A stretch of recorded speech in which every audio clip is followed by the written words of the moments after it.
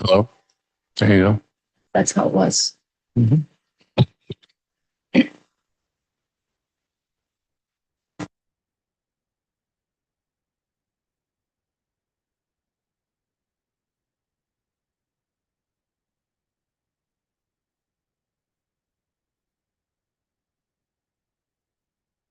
Mindy, are we good?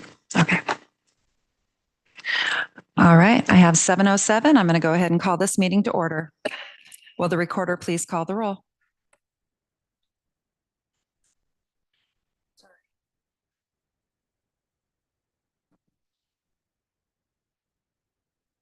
Counselor Irvin, Here. Counselor-elect Hink. Here. Counselor Lammerman, Here. Counselor Merity. Here. Counselor-elect Settlemeyer, Here. Counselor-elect Wilson, Here. Mayor Soulsby. Here. All rise for the Pledge of Allegiance.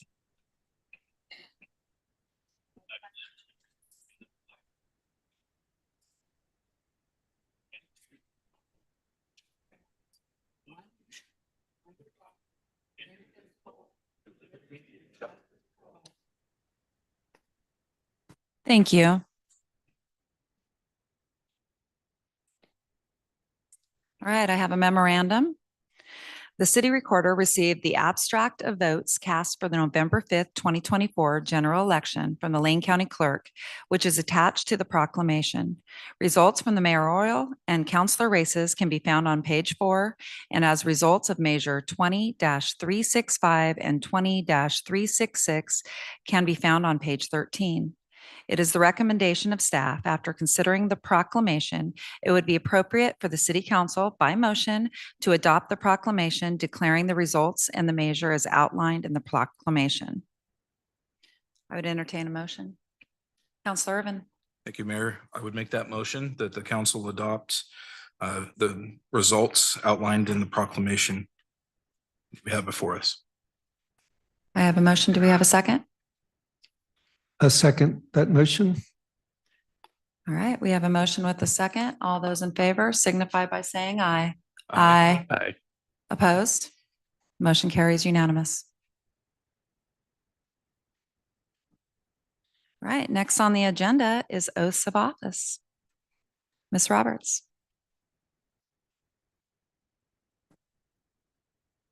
So this evening, we're going to do the oaths of office for all of you that were elected. We're going to do Counselor-elect Settlemeyer at the next meeting so that we can do that in person. We're going to start with Counselor Irvin, please.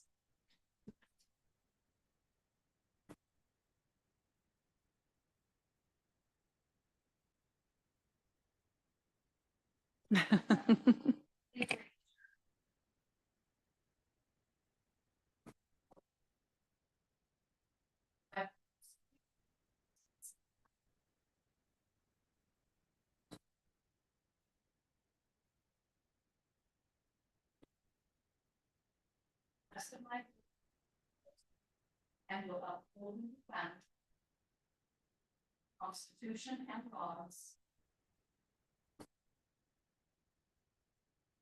the state of Oregon and the city of Cottage Grove, and will honestly and faithfully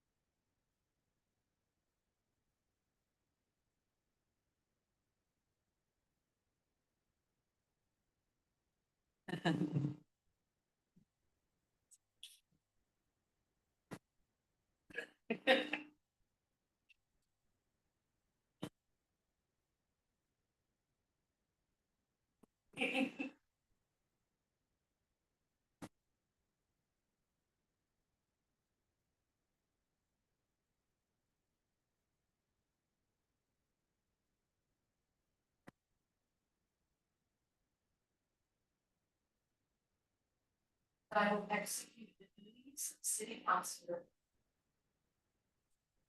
of the city of Cottage Grove, a municipal corporation, to the best of my ability, and will uphold and defend the Constitution and laws of the United States of America, the state of Oregon, and the city of Cottage Grove, and will honestly and faithfully perform the duties of my office.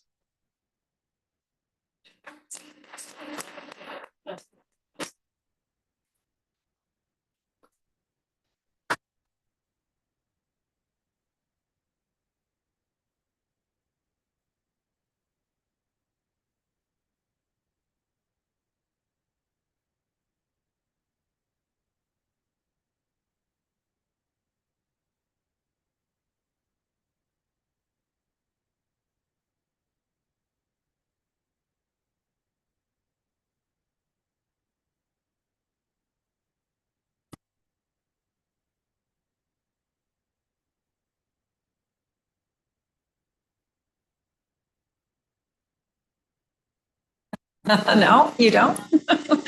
Yeah. Please raise your right hand. Yeah, I, Amanda Lamberton, do solemnly affirm that I will execute the duties of city councilor of a municipal corporation to the best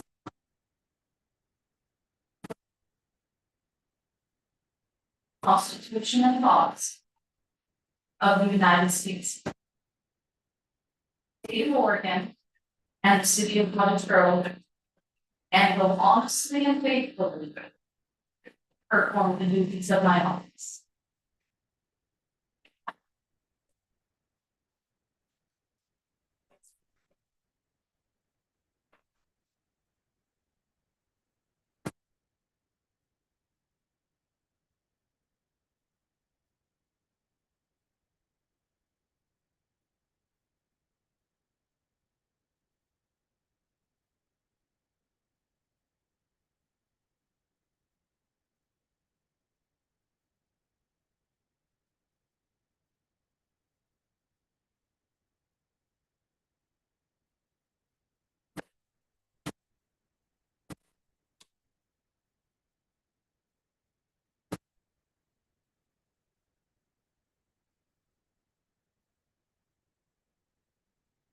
Solemnly affirm that I will execute the duties of city councilor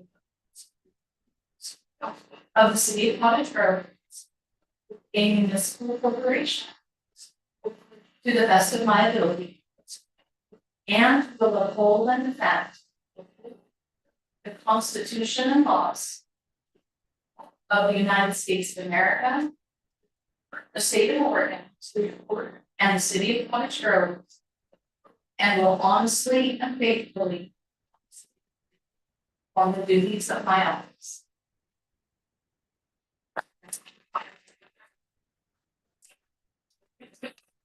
She broke it a little bit further. Oh, I said I think she broke it down a little bit.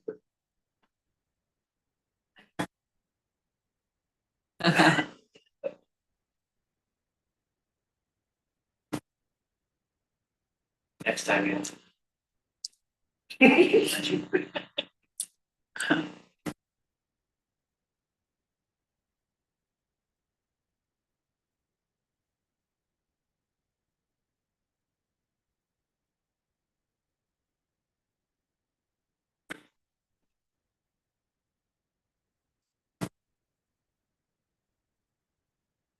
I canvass you, do solemnly affirm that I will execute the duties of mayor of the city of Cottage Grove, a municipal corporation, to the best of my ability, and will uphold and defend the Constitution and laws of the United States of America, the state of Oregon, and the city of Cottage Grove, and will honestly and faithfully perform the duties of my office.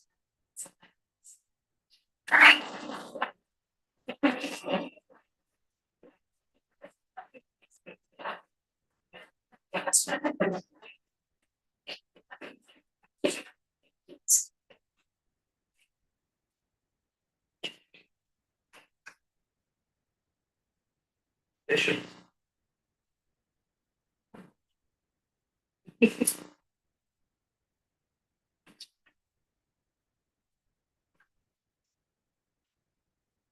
Correct.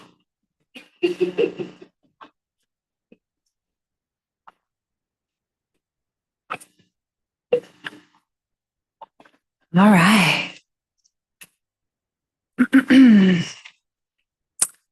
Before I get into the state of the city, I have a few things that I would like to say. Starting with, you will never know, truly know, the value of the people in your life until they become a memory. And with that, I would like to take a moment to commemorate the passing of a remarkable man, Bill Whiteman, who died peacefully in his sleep on December 13th. In 1974, Bill ran and won his seat on Cottage Grove City Council, and he later served as our mayor for 3 impactful years. Three impactful terms, 6 years. He was an invaluable asset to our community through his dedicated community service with the Jaycees, the Chamber of Commerce, the Lemon Tie Gang, and Bohemia Mining Days Committee. Bill played a key role in inviting comedian Jerry Lewis to join our own Scotty Swift as Grand Marshal of our annual parade. As a member of the volunteer fire department and a dear friend of my father's, his connections ran deep within our family. He hosted K&D's Beeper Show, owned a flower shop downtown, and he managed Pinocchio's Pizza, opened the Vintage Inn restaurant, and later launched a bakery on Main Street. Bill always made an effort to visit me whenever he was in town, serving as a mentor in my younger years and into adulthood. He will be missed by all who knew him, and his memory will forever inspire me.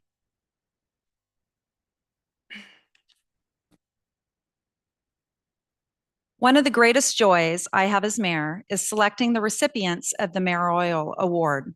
Tonight, I'm excited to present one award to a remarkable citizen, along with 2 others for businesses that have truly gone above and beyond for Cottage Grove. Let's start things off with the Mayoral Citizen Award. This honor goes to a wonderful man who really needs no introduction, but I'd appreciate if you could hold your applause until the end. His name is Don Williams, and he's truly a pillar of our community. If you haven't had the pleasure of meeting him yet, you're missing out. I can't remember a time when I did not know Don. I like to think of him as our community volunteer recruiter. He's always been the one you'd see with the brochures in his shirt pocket, eager to sign people up for organizations like Rotary or Chamber of Commerce, and he even convinced me to join both when I first moved back. They don't make them like him anymore, and I believe our community's volunteer spirit has taken a hit since he hasn't been able to get around as easily as he once did. Don has been a champion for so many causes, including the effort to keep the hospital in town, and he's worked tirelessly to save Bohemia Mining Days on more than one occasion and continues to be a key advisor, helping to maintain its incredible 65-year tradition while looking towards a sustainable future.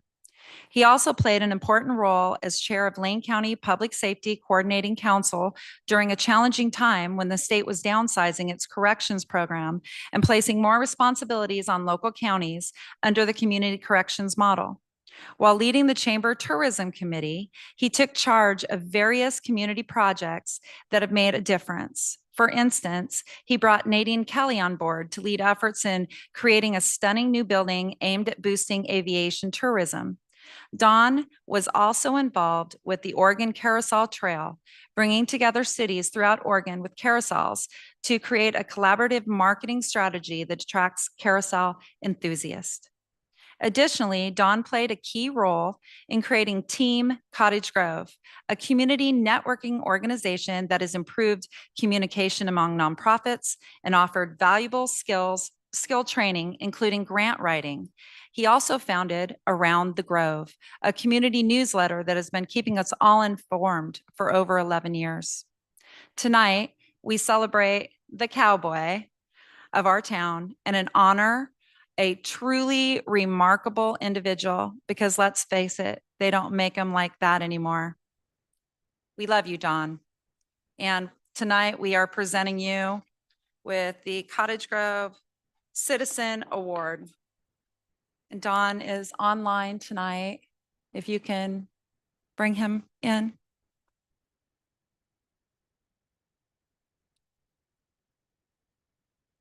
You could say hi, they could hear Am you. I on? They can hear you. We'll try to get your video here going here. Here we go. Ah.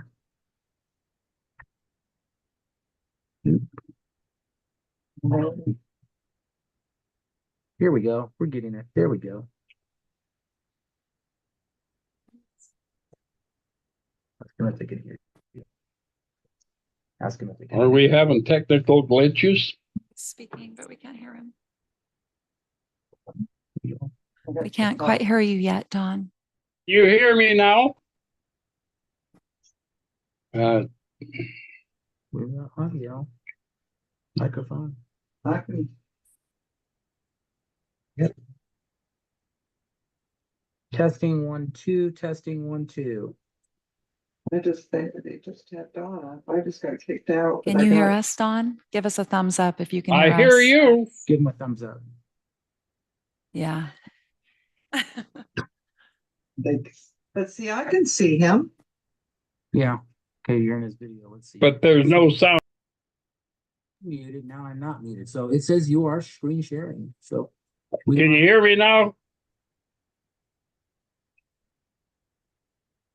select the microphone.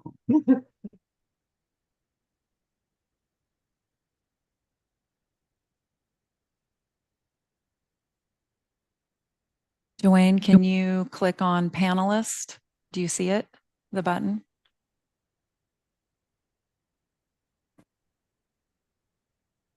There should be a panelist button.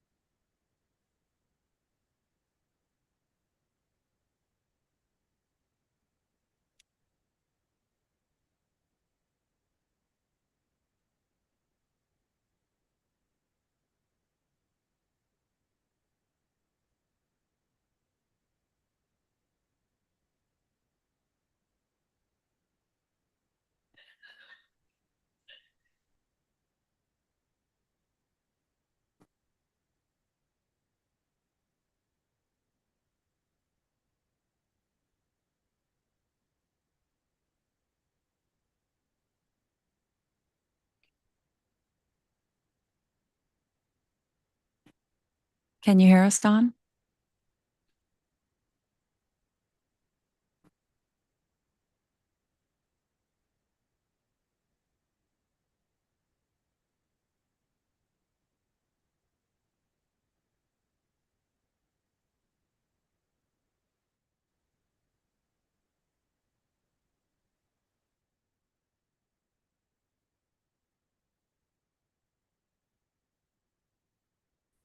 Can you try speaking again, Don?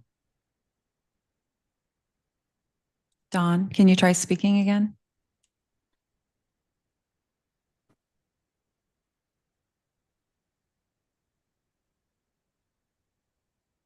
That's the one.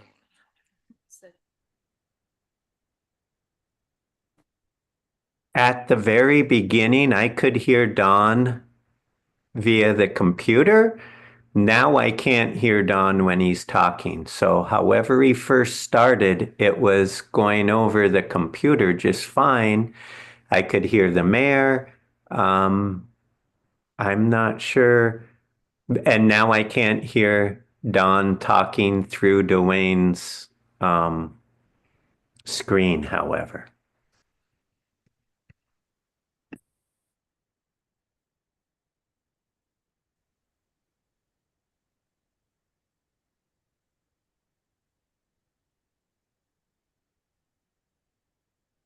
I hate this because normally Don has quite a bit to say.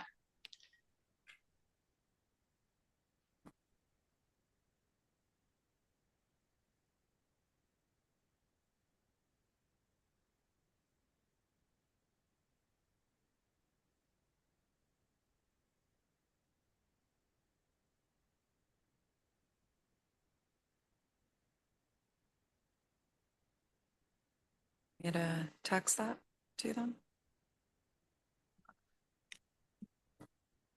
Can you call in? Maybe call in, Dwayne? Dwayne, if you use your phone and just call my phone and have him speak into it, I'll put my phone on the speaker. It's 541-954-4061. Now you all have Faye's number. Can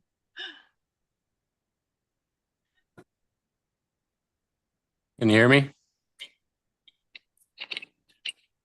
Let's turn down our. Go for it. Mayor, can you hear me now? I can hear you, Don. Okay, well, I certainly accept this award with a great deal of pleasure, but I would like to give the credit to the mayor that I started with in 79 or 1980, and that was Bill Whiteman. Bill helped me with the Bohemia Mining Days the first year I had it. And then he worked closely with Mary Jean, my wife, and she was the chairman of the United Way campaign for South Lane County.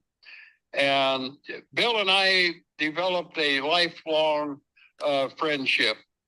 And then the time with Mayor Gilroy, the time was spent with recreating the Dr. Pierce Barn in 1989. And following that was Gene Sinclair, and Gene and I worked on the corrections committee for Lane County and the sheriff's cleanup patrol. Then I think following that was who was mayor after Gene? Gary. Well, Gary and I worked on the hospital nurses tough program for the high school drinking crowd, so to speak. And then after Gary was Tom Monroe. Tom and I worked very closely on the Cycle of Lakes, and also the second time around for saving the Dr. Pierce Barn, and just marvelous people to work with. And finally working with Jeff Gowing again on Bohemia Mining Days and the Carousel, and also the Carousel was involved with Tom Monroe. And now Candace, having seen you in the fire hall when you were 7, 8, 9 years old with your dad, Bruce Lamb as chief, marvelous days. And I wish that my health was better. The health is okay. It's my legs that are messed up. But I would love to spend time with you, developing programs and working with you and giving you a call and say, Mayor, I need help. Can you point me in the right direction? And all of these mayors before, that's exactly what I did over the years. And I just appreciate what you're doing, and I appreciate the award. But the award is accepted in all these mayors in the past. So thank you, appreciate, Have a good evening. Thank you, Don. All right.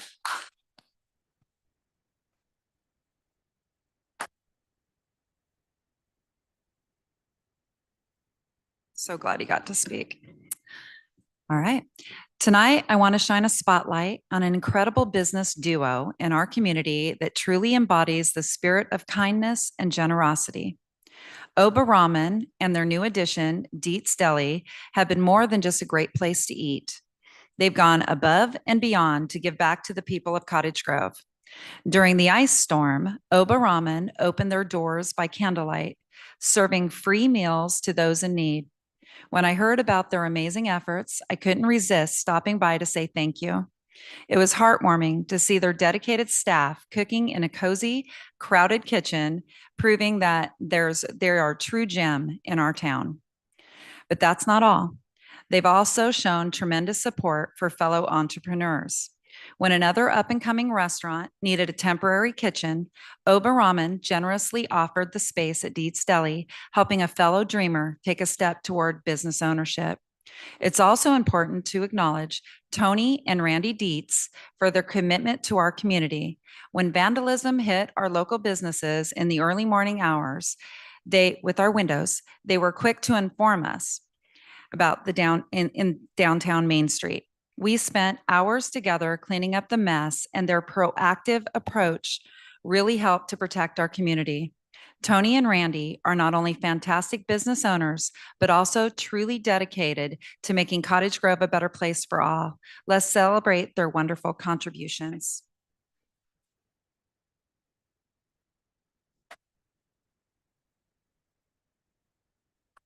I don't know if they are here. I don't see them anywhere. Okay, well, this is their award. Probably working. We'll make sure they get it.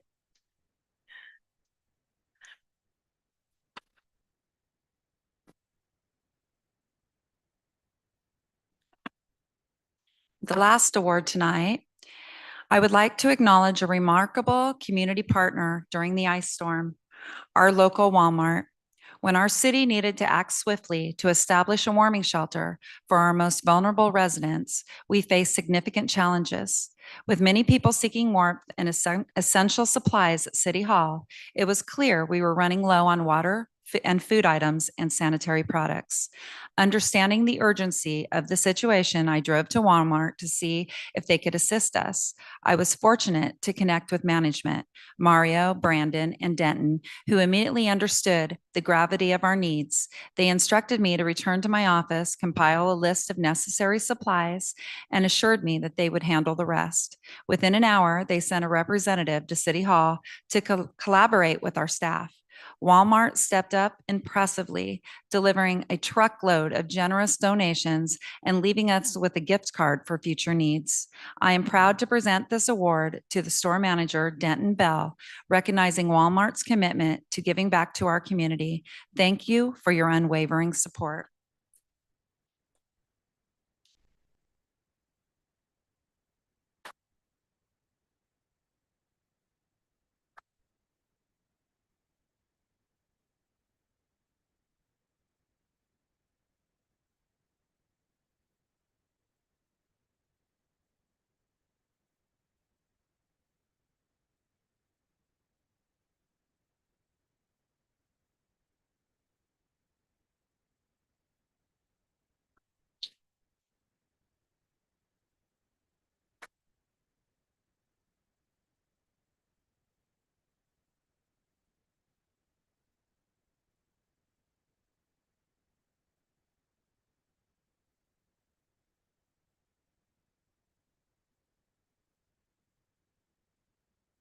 To the citizens of Cottage Grove, it does not matter who you voted for in the last election, whether it was me, the people sitting beside me on this dais, or a completely different group altogether.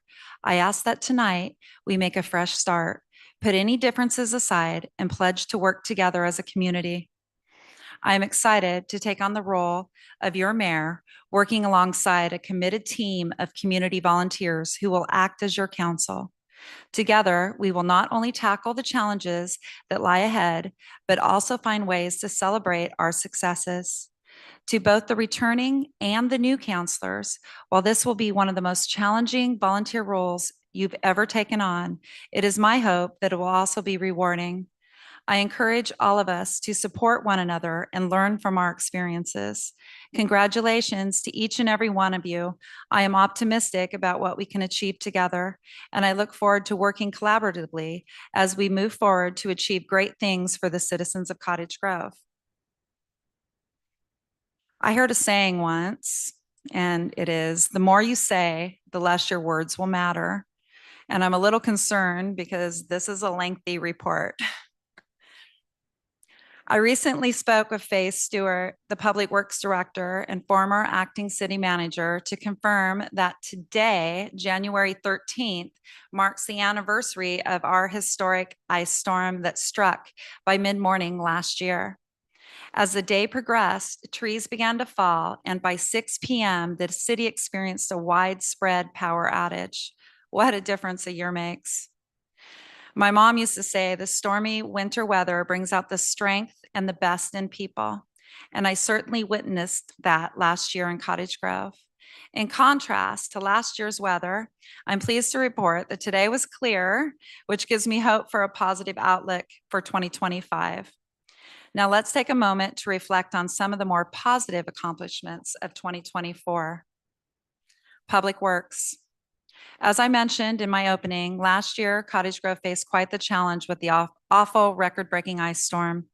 Our incredible management and cleanup efforts by our devoted city public works staff to tackle and remove over 100,000 tons of wood debris were unprecedented.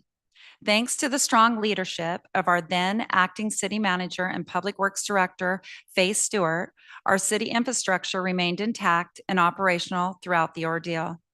The cleanup took about 4 months, but our team worked tirelessly with FEMA to navigate the application process to secure relief for the more than $3 million in costs incurred. FEMA's coordinator even praised our thorough record keeping, which opened us up opportunities for our public works director to share our experiences at several important venues. In good news, Cottage Grove was included in Lane County's successful Resiliency Hub grant application. With the funds awarded, we're excited to purchase a new HVAC system and generator for the Cottage Grove Community Center, making it cozy and designated emergency shelter and resiliency center for our community. The Middlefield Golf Course saw some amazing records too. Course play was up, several large tournaments were hosted, and our collaboration with the bowling alley led to a fun summer league called Gutters and Putters. We added to the experience by purchasing 10 new golf carts, a fairway mower, plus installed video surveillance cameras around the course for added safety. Our ad hoc street funding committee met 9 times to discuss possible funding options and gather community feedback, which was then shared with the City Council for consideration. We also completed a chip seal project on portions of Thornton, East Whitaker, North 16th, South River Road, R Street, and all cart paths at the Middlefield Golf Course affected during the storm cleanup. Additionally, we cleared 2 unrestricted unhoused camps and set up a designated Dust Till Dawn site for safety. Exciting developments are underway. The Bohemia Park Entry Plaza is nearing completion, and it will soon feature a splash pad, swing set, beautiful landscaping, hardscape, and restroom facilities. Plus, it will be the future home of the long-awaited Blue Goose mural. On Main Street, we've made progress with engineered drawings submitting and approved by the EDA. The project is on track with permits submitted and a recent bidding process that attracted 8 interested contractors. The city engineers were on hand to answer any questions, and now we're eager to review the submitted bids at our upcoming council meeting. We understand construction might pose some challenges for local businesses, and we're committed to providing extra signage, lighting, and repairs to help maintain access for customers during the process. In downtown, we've also repaved the alleys to make for a more pleasant alternative entry point where possible. We're thrilled to share that we received a whopping $3 million in grant funding from the state of Oregon. This will help us install the necessary water, sewer, and storm infrastructure for new housing on the 35-acre north of Cleveland Avenue. Plus, with support from LCOG, we've freshened up the kitchen area in the senior center at the community center. The Phase 1 of the Lincoln Middle School Path Project has been funded through a grant from the Oregon Community Pass Program. We're already looking for funding opportunities for Phase 2, which will connect the path along the river to South 6th Street, providing a safe route for students headed to school. Our partnership with Energy Trust has been fantastic. Together with the Chamber of Commerce and local businesses, we've replaced outdated fluorescent lighting with energy-efficient LED fixtures at little to no cost to our businesses. Additionally, we've entered the Energy Trust Strategic Energy Management Program to help track energy use and find ways to save energy across the board. And there's more.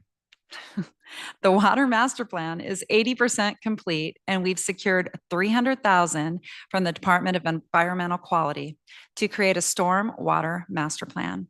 We're also excited about the new Bohemia Park Pavilion with cover and saddle span for the stage area. Our community event, the Symphony, was a huge success with thousands in attendance. A special shout out to Shauna and I for our outstanding efforts in bringing sponsors on board to make it happen. Lastly, the drill hall at the Armory has received a lovely facelift, adding to the charm of our community space. Here's to all we've accomplished together, and cheers to more exciting projects ahead. CGPD. I'm excited to share some fantastic developments from Chief Corey Chase's leadership at our department. Thanks to his efforts, we've welcomed 5 new officers, 1 captain, 3 dispatchers to our team. We're also thrilled to announce that Rip, our amazing K-9 officer, has completed his training, is now actively patrolling, and he's been doing an outstanding job. This year, we fully rolled out our new software programs that helped us track important aspects like use of force, officer wellness, professional standards, and after-action reporting. These tools allow us to gather timely and accurate data about our interactions with the community and assess how effective our strategies are, helping us to keep everyone safe. To enhance our visibility in the community, we've also upgraded our fleet with 4 brand new police vehicles. These new cars feature a fresh eye-catching design that makes us easily recognizable. This not only helps us stand out during proactive patrols, but also gives our community a greater sense of security when they see us out and about. We've been hard at work reorganizing our evidence intake process and facility to meet industry standards, which is a big step forward as we gear up for accreditation. We officially kicked off the accreditation process this year and plan to continue our efforts into 2025, aiming to receive accreditation from the Northwest Accreditation Alliance by the 3rd quarter in 2025. This accreditation is vital as it demonstrates our commitment to professionalism, accountability, efficiency, ultimately helping us reduce risk and liability. We're also continuing our beloved community engagement events like Kindness 911, Shop with a Cop, and Coffee with a Cop. This year, we launched our first ever National Night Out at Coiner Park, which was a huge success. Plus, we were excited to introduce our first annual report, a project we'll continue each year to provide updated data and compare our progress. This will help the department to be more transparent with both the council and the community. This report is driven by data, but will also showcase our achievements throughout the year. We look forward to the rest of 2025 as we keep building strong ties with our community. Community Development Department highlights. We're excited to share some of our great accomplishments from the Community Development Department. Our City Council recently approved the Bicycle and Pedestrian Plan, which is now part of our comprehensive plan. This is a fantastic step towards enhancing our community's walkability and bike friendliness. This year, we proudly hosted the 9th Annual Emergency Preparedness Fair, featuring 27 booths and drawing around 2,000 attendees. It's also always wonderful to see our community come together for such an important cause. We also welcome 5.47 acres at the end of Ibsen Avenue into our city limits. In partnership with the City of Drain, our planning staff successfully completed their second year as contract planners, managing around 10 cases, including important floodplain management issues. We processed a total of 72 files, ensuring everything from ministerial to legislative matters was handled smoothly. Plus, our flood plan managers retained the CRS, which is Community Rating System, Class 6 designation, leading to a 20% discount for those holding flood insurance, an important benefit for all of our residents. We submitted applications for our city's 31st Tree City USA Award and the 8th Growth Award this year, continuing our commitment to greenery and growth. We also hosted 2 economic analysis meetings with stakeholders where ideas and insights were shared. Our staff participated in the University of Oregon's PPPM program, working with students to explore the feasibility of the recreation district, exciting possibilities ahead. Associate Planner Lenny Crow kept busy this year by hosting 4 meetings for the Oregon Floodplain Managers Group, connecting floodplain managers and providing them with valuable resources. She also represented us at the National Floodplain Managers Conference in Salt Lake City in June and Oregon American Planning Association Conference in Portland in October. Planning and building specialist Tina McDonald was active too, attending the Oregon Permit Technicians Association Education Conference in Bend and Salem. We celebrated Arbor Day by planting 3 beautiful trees along South 5th Street, and with the help of our dedicated planning staff and Urban Forestry Committee, our team also took the opportunity to attend 6 classes on FEMA's PICM implementation, staying informed and ready to assist our community.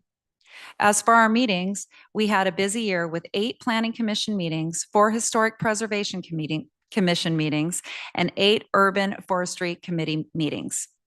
In 2024, our building department issued 628 permits, including 7 new single-family homes, 6 of which are in the lovely new Sunset Park subdivision, and 1 new townhome.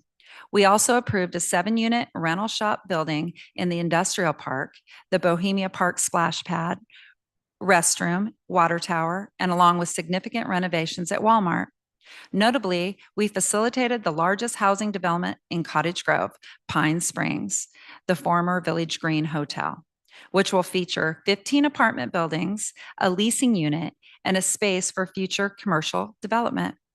Throughout the year, the building department also performed a total of 3,762 inspections, with 1,580 in Cottage Grove, 672 in Cresswell, 744 in Coburg, and 766 in Veneta.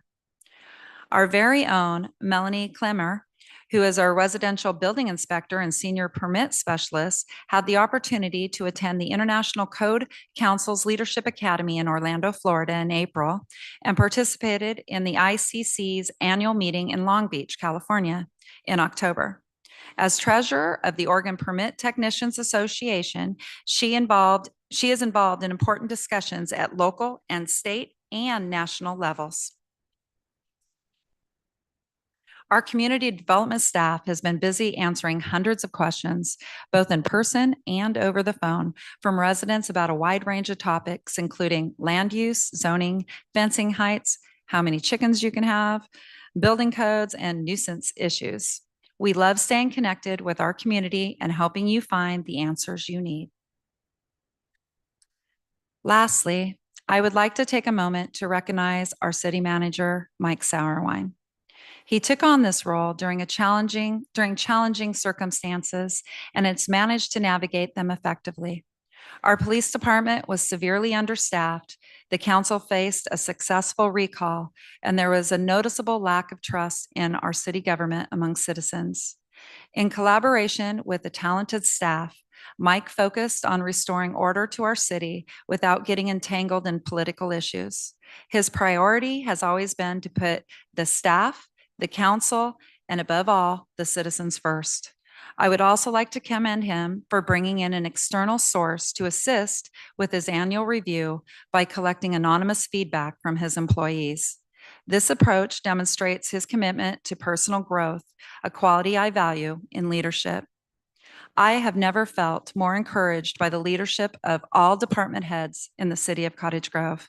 I believe we are on the right track, experiencing positive growth, and the community is beginning to feel a sense of hope for a thriving future in Cottage Grove. Also, one of the most integral people of our city is Mindy Roberts. And I personally would like to salute you. You have taken on a huge load since you took this job, and we all thoroughly appreciate you. Thank you.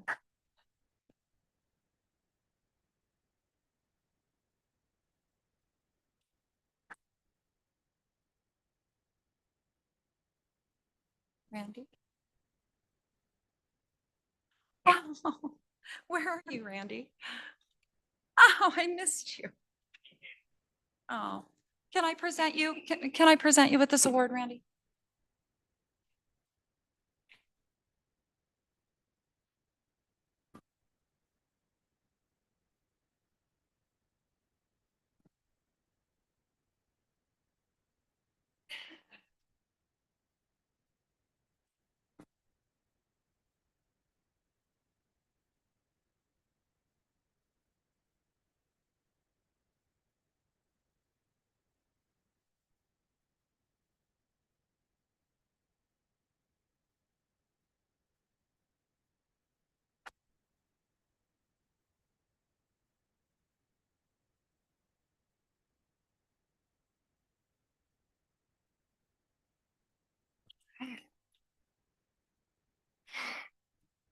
Items to be added to the agenda?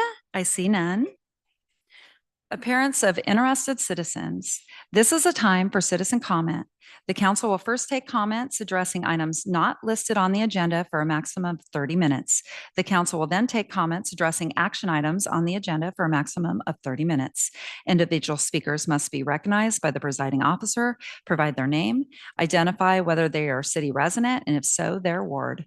Please limit comments to 3 minutes or less with council approval. Comments regarding any matter scheduled for a public hearing may be provided only during that hearing. The council will not make any decisions based on public comment. However, staff and council may choose to ask questions or comment following the conclusion of citizen comments.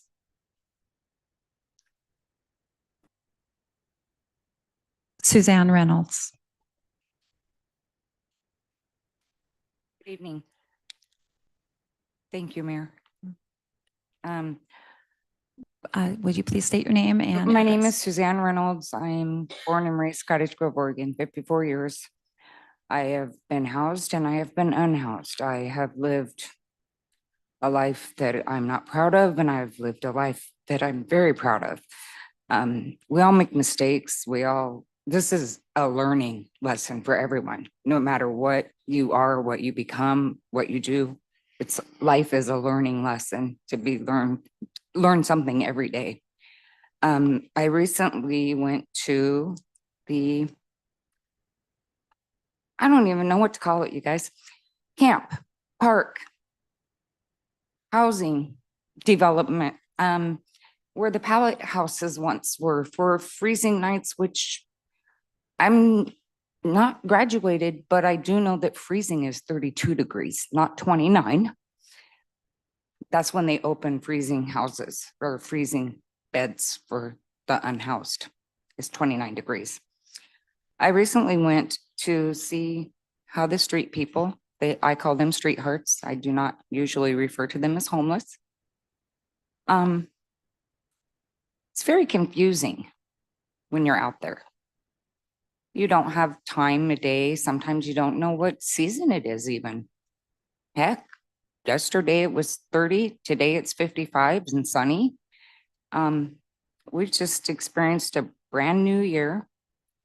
And so I went to see who's at the camp that has been closed down, destroyed, whatever. And I took the following pictures. One is no overnight parking. Okay, park is closed between 10 p.m. and 5 a.m.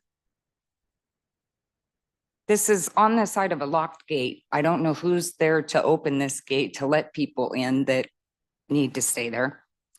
The next fence piece is a public notice covering if any belongings are left, they will be destroyed, pretty much.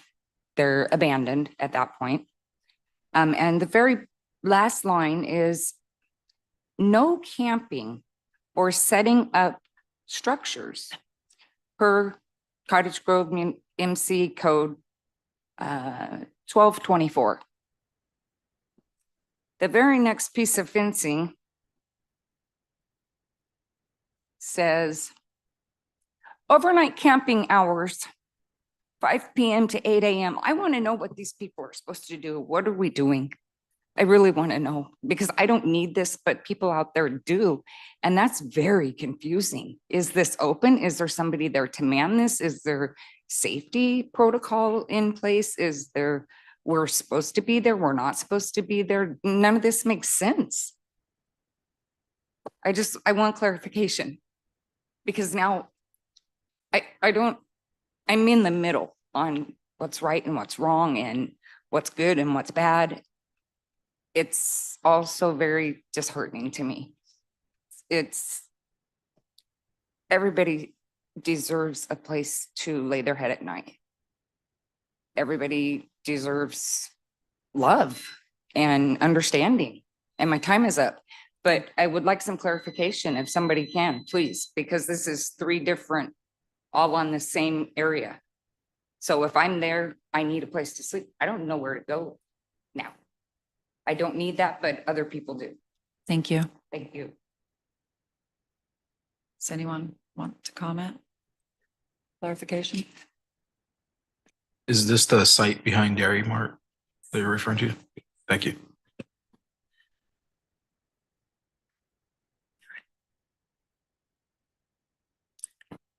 Councilor Meredith? Should we state the policy that this area is provided for camping for anyone, that the gate is opened either by the Public Works employees or the police at 5 p.m. and anyone is free to camp there until 8 the following morning, and then a team will arrive and close the gates.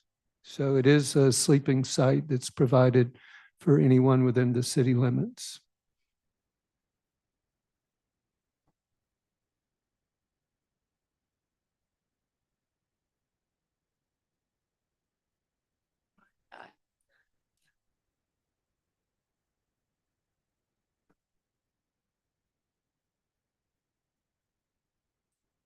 Yeah, just from the city, we get a confirmation that it is still being opened in the evening. It's being closed. Chief Chase? Yeah, Mayor, Councilor Urban, yeah, it's still being opened in the evenings. The hours were just changed. Mr. Sourwine adjusted the hours based on the winter season. So it is being opened in the evening, closed in the mornings, and it is being used. So there's, some nights there's more than others, but there's anywhere from 5 to a dozen people that are accessing it and using it regularly. Thank you. All right.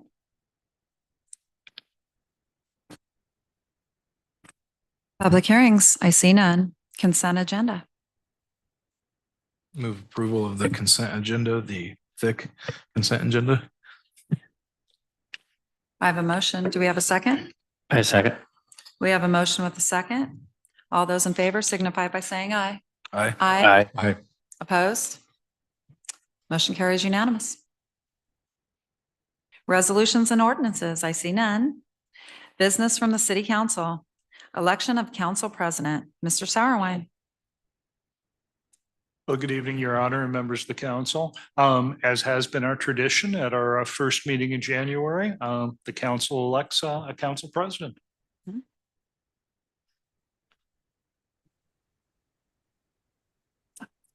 Councilor Lammerman.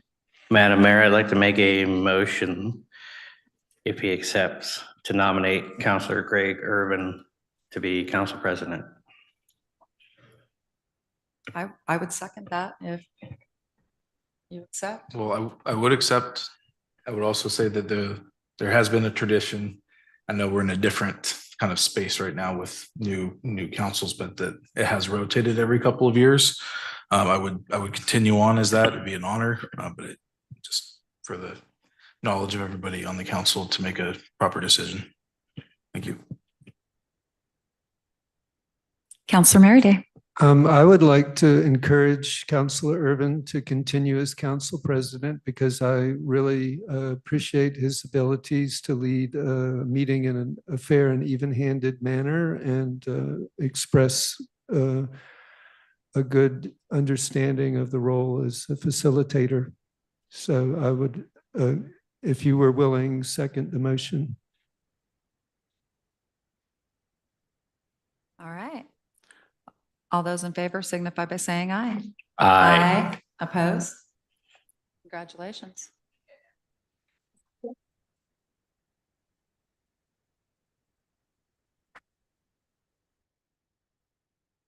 City Council Subcommittee and Liaison Appointments. Mr. Sauermine.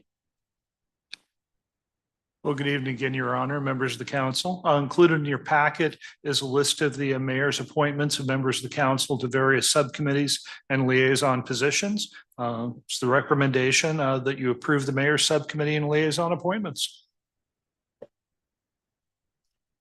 Entertain a motion. Counselor Irvin.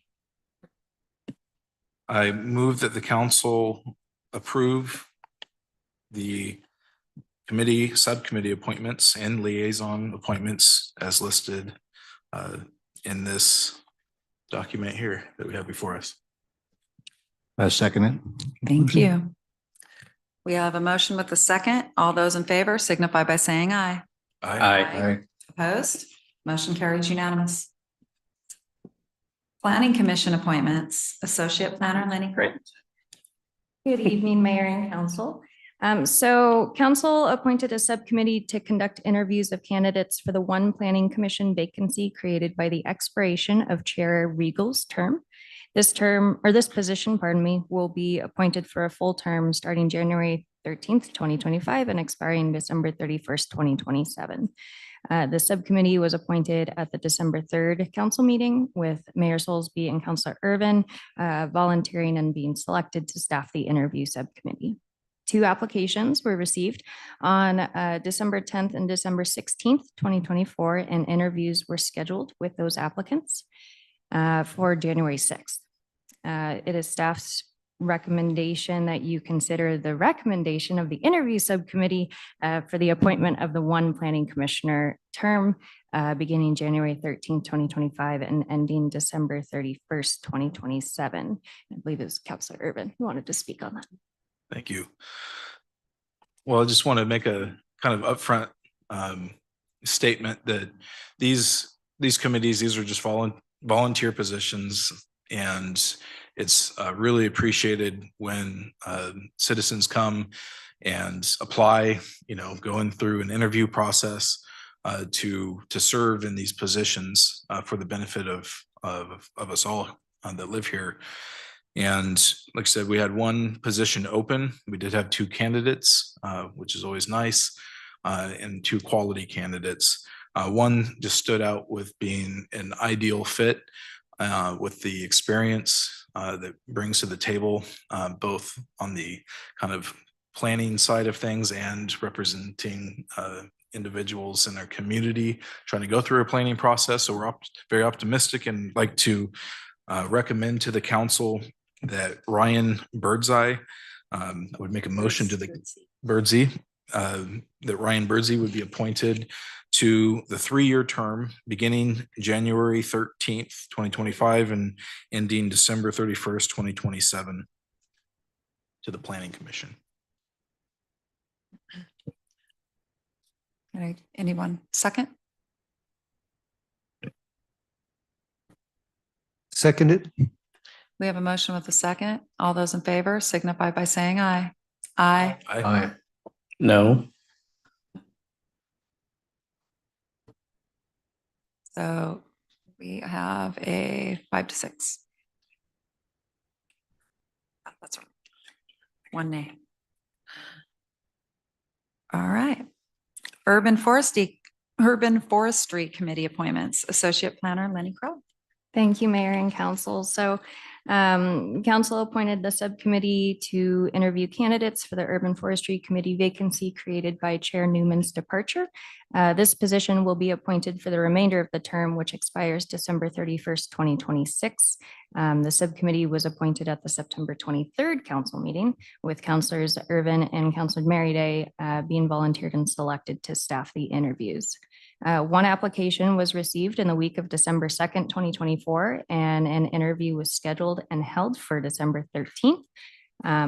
It is staff's recommendation that you consider the recommendation of the interview subcommittee for the one Urban Forestry Committee member term beginning January 13th, 2025 and ending December 31st, 2026. And I believe Councilor Merryday wanted to speak on that one. Yes, thank you, Associate Planner Crow. As was stated in the State of the City address, the urban canopy suffered quite grievously during the ice storm. We lost a considerable amount of our urban canopy, and it's going to take years to restore that. Many trees were removed either because they were a danger or a nuisance, and so we were severely impacted as a tree city. And the role of the Urban Forestry Committee will be very crucial in helping us in selecting the right trees to fill these voids. We were very pleased with the candidate, both with their knowledge of horticultural and plant science, and also their ability to work collaboratively in a volunteer group. And so we would recommend that Tammy Stark be appointed to the Urban Forestry Committee. We have a motion. Do we have a second? Second the motion. We have a motion with a second. Any discussion? All those in favor signify by saying aye. Aye. Aye. Opposed? Motion carries unanimous. Concerns from council?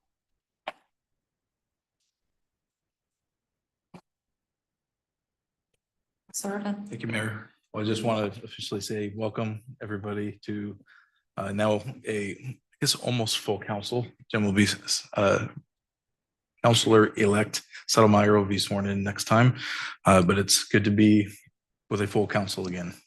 So welcome. Happy New Year. I would extend that too. I'm really happy to see you all here and to get moving for our full next year. Anyone else? Councilor Merryday. Well, at the risk of being redundant, it was kind of airy up here with just a few people and many minds together. We do have quite a few challenges before us, but I'm looking forward to working with each of you to do the best we can for our citizens and moving through this perilous times.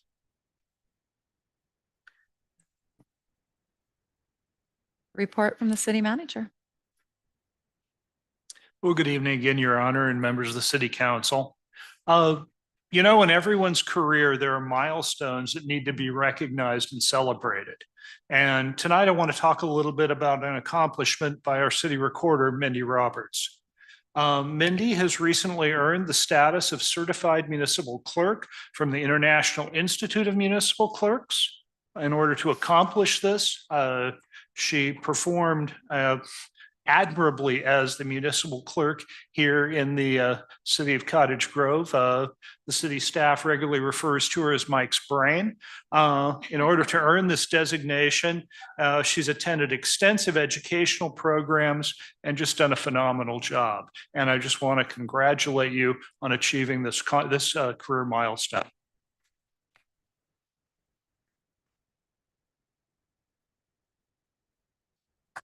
I had a number of things about upcoming meetings that I wanted to talk with the council about. And as Mindy and I sat and went over this, the list kept getting longer and longer. So rather than me just rattling it off, I thought I'd pass it out and let you kind of read along with me as we go through this. Beginning with talk about city council meeting dates and times. You know, I'd sent an email out to council members requesting that you consider moving the starting date starting time for city council meetings from 7 PM to 6 PM. And on meetings where we have an executive session, that we schedule that executive session for 6 PM and the regular council meeting to start at 7, as opposed to scheduling the executive session after the meeting, when I think many of us have had our marginal utility reach a point of equilibrium. So just kind of want to see whether or not folks would be able to make it to council meetings as they start at 6 o'clock. I know people have jobs and they have lives. But if that's a possibility, just we'd like to start the meetings at that time rather than at 7. So any comments you may have? Anyone have input? Counselor Lammonman.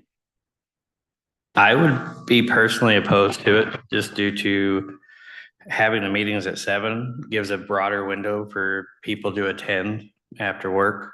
Just like myself during the summer, a lot of times I'm not done working in Eugene until at least 6 o'clock. Counselor Merryday. I think it might be confusing to the citizens that want to attend, whether they, well, is it 6 o'clock or is it 7 o'clock that we would have the meetings? Counselor Urban. Well, selfishly, I'd prefer to start a little earlier, so have the potential to say goodnight to the kids. I think it's most important that we're all able to make it and that as many of the citizens can be in attendance as possible. So I would go along with keeping it what it is if we can. I will go either way, whatever the council prefers. So. I have no conflict whatsoever with either time, Okay. but considering time constraints of our fellow counselors, I think probably leaving it alone for now. Counselor Hink. Okay. All right, well, just so I'm understanding the consent of the council, we'll continue to have our city council meetings at 7 o'clock PM. And, you know, for example, we have an executive session scheduled for the January 27th city council meeting. About a dozen times a year, you know, we have a executive session. At this point, your preference would be to have that at the end of the council meeting rather than at 6 PM. Is that what I'm hearing? Counselor Urban. That one I'd like to discuss more because there's a problem of, I think, appearances that really matter when people come to a meeting and then excuse everybody, and then we come back in some unknown period of time and then sometimes announce a decision. That has been communicated as being a negative. I don't know if it's really solved by doing it up front because you still have an unknown period of time.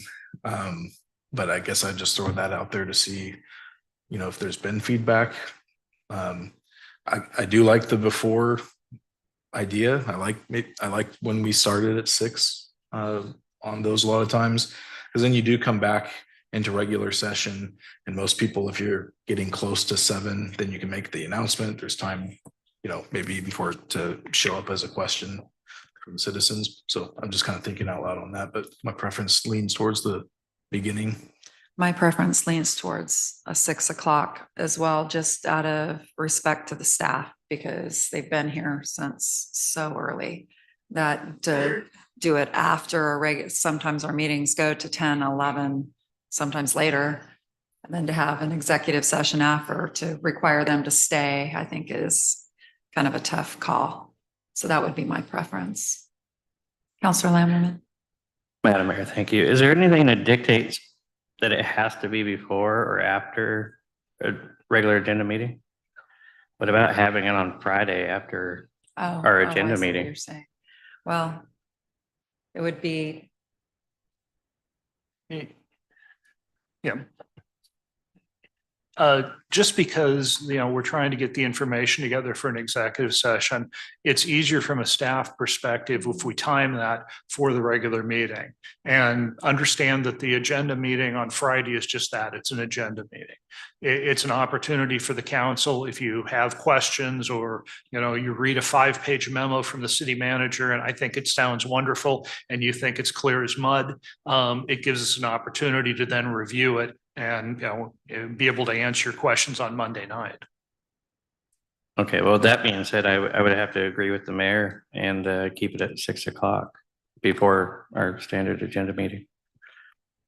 Counselor Hike. 6 p.m. start as well.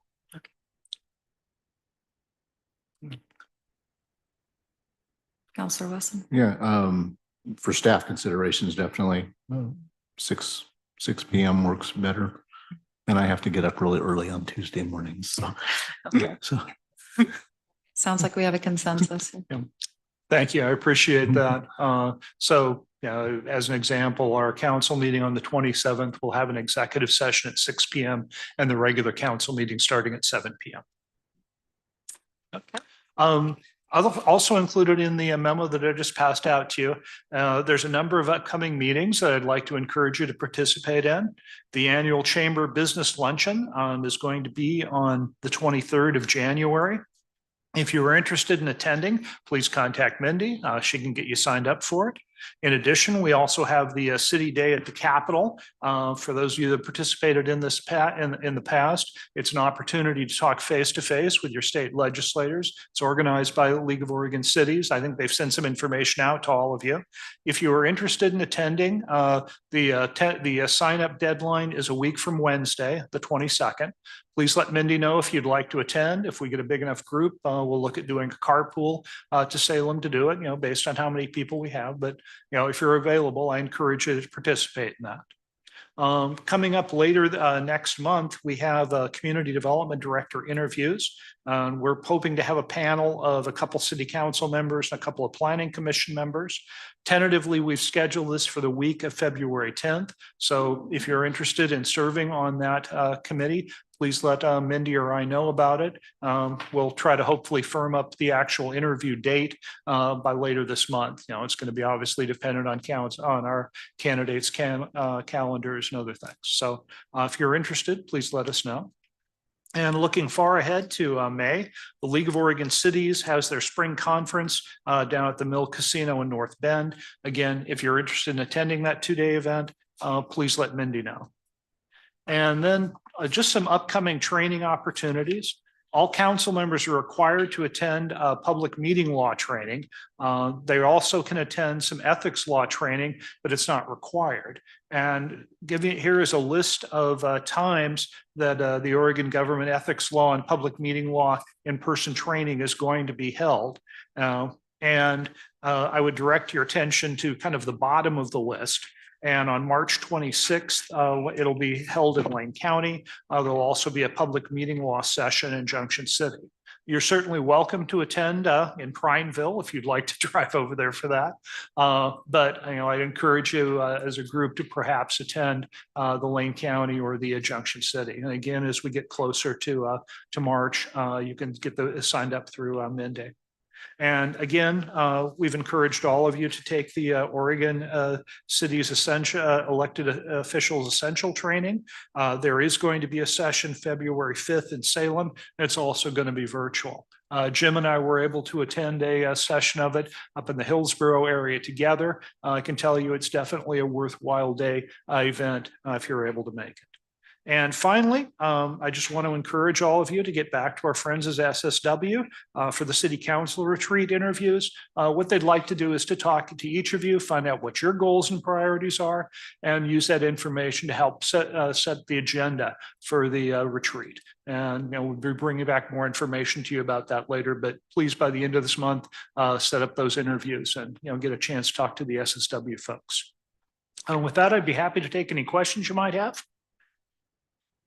Anyone have questions?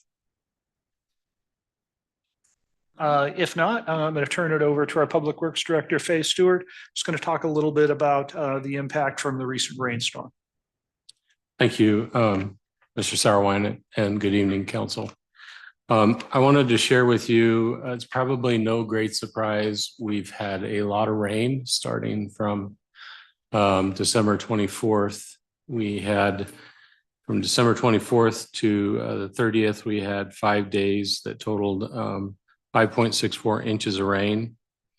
Where this, why I bring this to your attention is that our wastewater treatment plant is the beneficiary of seeing a lot of that water. We generally in winter months, we receive on average 3.5 million gallons a day.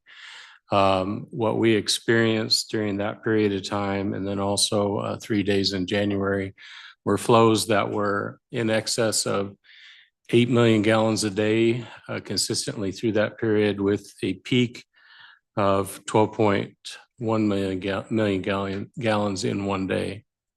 What happened there is that it lowered our pH of our water that we treated and then released to 6.0, and our permit limits is 6.2. So wanted to share with you that we were in violation for, I believe, a total of 7 days, 4 in December and 3 in January, due to those high flows. This is not unique to the city of Cottage Grove. It's my understanding that there was a great deal of other cities in the state that had the same situation. We have reported this to the DEQ, and we will await their response. And if a lot of times when there's items that are out of our control that nature's sends us, generally we receive a warning, but I'm not 100% sure exactly what we'll receive in this situation. So I wanted to bring it to your attention. It may be a year from now when we actually get to hear from the DEQ, but I don't want any surprises to the city council. So if there's any questions, I'd be happy to try to answer them. But at this point, I'm happy that the rain has let up and we have some nice days ahead so we can get our plant back into normal operation and hopefully have some clear sailing for a while. Any questions? Counselor Mary Day. So when these peak flows hit our plant, does that all go in through the oxidation ditch, or is there a diversion? No, it all's got to be. Everything that's in our sewer, Mayor, Councilor Mary Day, everything that goes through our collection system that comes to the plant goes through the plant. Our plant can handle anywhere from 13 to 15 million gallons at peak, but it's only designed to do that for a short period of time. It's not designed to do it for a long period of time. If we start to see these events happening in the future, longer periods of time, we will work with engineers to incorporate necessary. In fact, we're actually setting it up ourselves to add some chemical during this period of time to increase the pH. But that may be something that we will have installed and ready at all times if this is going to become a new normal. And with that amount of flow, is it possible for the bioactions to occur? Councilor Mary Day, you're going to have to help me understand with the digestion process? Everything, you know, it certainly taxes the system, but the system still breaks down the solids with its bugs and still functions properly. The only violation that we weren't able to attain was the pH. For the outflow. And then is there a potential fine for that? And if so, what is the range that we might face? Yes, there is a potential fine that could be levied on this. My understanding is the DEQ uses a matrix, and so that matrix is filled with various different criteria. How many fines have you had in the past over a period of time? So I really can't tell you. When I first arrived here in 2017, the city violated the coliform limits on our permit, and I believe that fine to the city was $3,000. Counselor Lammerman. Madam Mayor, so was there nothing the city could have done to mitigate that outflow? Like Mayor- contain more of it to where it wasn't being released? Mayor, Councilor Lammerman, no, we don't have any way to store that volume when you're getting 13 million gallons in a day and it's flowing and there's no place for us to put it. The only thing that could have helped us in this situation is if we would have had a system that was currently installed and available to add the proper chemical to increase the pH. That would have been the only option that we would have had in this situation. Could any of that been diverted into the holding pond that was recently built until it could be treated later? Mayor, Councilor Lemmerman, that's possible, but right now that pond has 6 million. We could have probably put 4 million gallons in there and it still wouldn't have affected. That would have been one day, it would have been full and we still would have had all the other days in violation. It wouldn't have, in the big picture, been able to help us accommodate compliance. Well, I'm just trying to think if we could have diverted a quarter of the flow going out, that would have lowered the amount still going out. Councilor, as I stated, we would have had the capacity to store 4 million gallons until we could treat it right and send it back out. We received just in one day 12 million gallons. The other 6 days were in excess of 8 million gallons a day. So there was, approximately 60 million gallons of water that we passed through. We could have maybe diverted 4, but there was no place to put the rest of it. Well, I'm just thinking about the math there. So on the first day, you had roughly 12 million gallons. A quarter of that is only 3. So if you did that for each day, yeah, you'd end up running out, but at some point you would have been able to kind of help treat that water you're recycling off to the side before discharging it out. That way the volume being discharged out at the lower pH level wouldn't have been as bad, I would think, but. Yep. Mayor, Councilor, I appreciate the thought process, but we only had enough capacity to store hypothetically 4 million gallons. There would have been no other place I could have diverted it. There's no other time during the day to be able to increase that pH before we released it. So the system just wasn't set up to deal with this situation.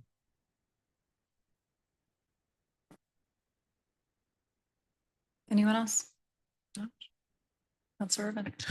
Thank you for the information. Is the rainwater the culprit in terms of, or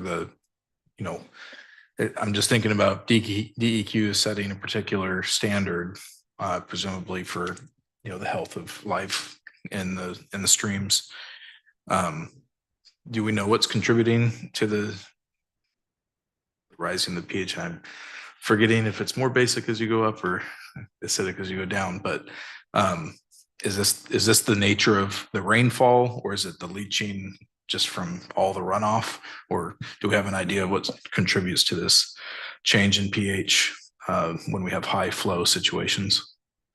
Yeah, Mayor, Councilor Urban, it is the rainwater that we receive from the air that had a lower pH, and when it mixed in with our system, it brought the pH down below its limits. And I would share my understanding in talking with previous permit operator or compliance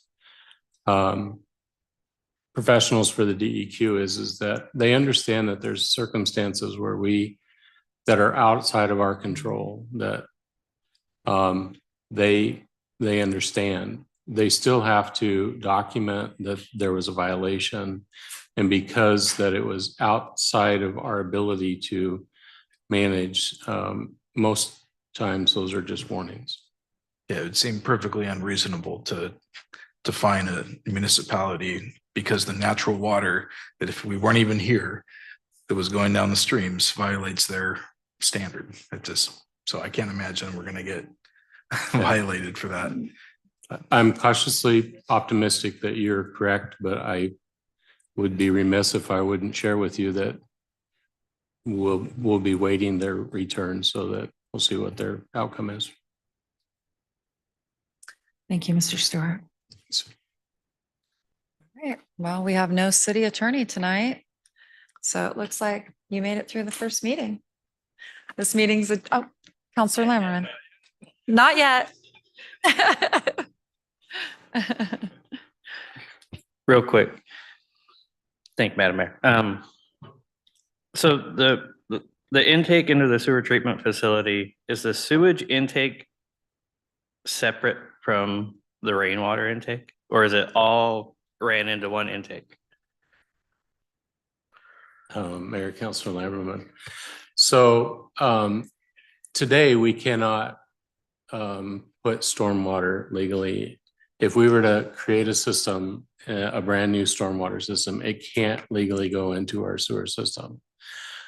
Unfortunately, for years and years until that state law was created, it was common practice to put gutter water and various different things. So if you go over here to the older neighborhoods, they're piping their rain from their gutters into the stormwater or into the sewer system.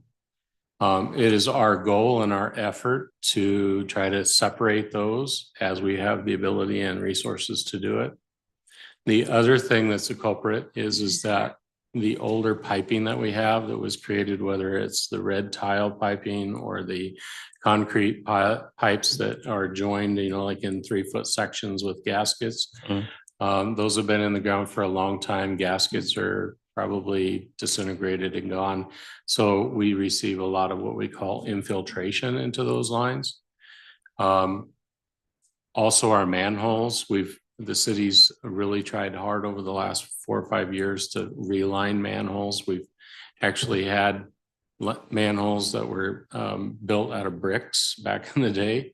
And so as we have the resources, we've lined, off the top of my head, we've probably lined at least 100 of our worst of the worst manholes in an effort to reduce the infiltration that we receive during these events. And it's my goal and it's our staff's goal to work hard to try to reduce that infiltration, because if we can do that, then and keep those flows down, then we're not having to spend a lot of money to upgrade our treatment plant to accept those flows. So with that being said, on the newer developments that are post the newer laws, where is that water going from the storm drains and all that? Where is that being piped to? So in Mayor and Councilor Lamberman, in new developments, we have stormwater regulations. So we create detention facilities and try to create natural ways so for water to go back into the ground. So if you go out to like the industrial park, our new development at Pine Meadows, they're actually creating natural bioswales that will accept that water and treat it before it's released. So it's our effort under our new stormwater guidelines to incorporate either natural, or we would have to put in some sort of mechanical filtration device before it's released into the river system. So the easiest way to get around any of this future issue would be to isolate the older sewer lines to newer to separate the rainwater from sewage, like what would be in the newer developments? Would that be the way around any future fines and overload of the sewage plant? Well, Councilor, anything that we can do to reduce that's going to be beneficial, and that will help reduce potential fines in the future. Yes. And then what we're challenged with is when you go over to like Anthony and Bryant and some of these older neighborhoods, it really means putting all brand new infrastructure in the ground, all new sewer lines, storm system to be able to do that. And that just takes resources. One of the things we're doing, we're going to embark on our brand new stormwater master plan. Through that process, they're going to look at our stormwater monitoring that we've done in the past years They're going to put together capital improvement plan for us to where we can start understanding where we can invest and have the best return in trying to reduce the infiltration. So we'll take that capital improvement list once that stormwater master plan is done, hopefully in this next year, and be able to start investing dollars in reducing that I&I in that storm system. Awesome. Thank you. Now I'm done. Sorry. All right. Good. All right, this meeting's adjourned.